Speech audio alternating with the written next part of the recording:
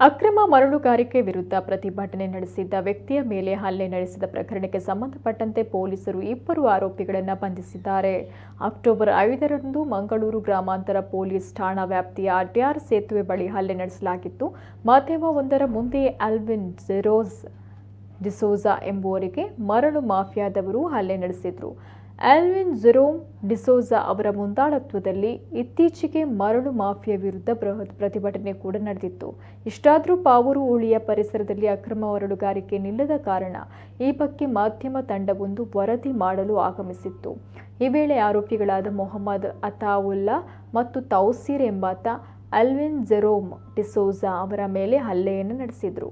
ಆರೋಪಿಗಳ ಪೈಕಿ ಮೊಹಮ್ಮದ್ ಅತಾವುಲ್ಲಾ ಹಲ್ಲೆಗೆ ಪ್ರಚೋದನೆ ನೀಡಿದ್ದಾಗಿಯೂ ಮತ್ತೋರ್ವ ಆರೋಪಿ ತೌಸೀರ್ ಹಲ್ಲೆ ಮಾಡಿದ ಪ್ರಮುಖ ಆರೋಪಿ ಎಂದು ಗುರುತಿಸಲಾಗಿದೆ.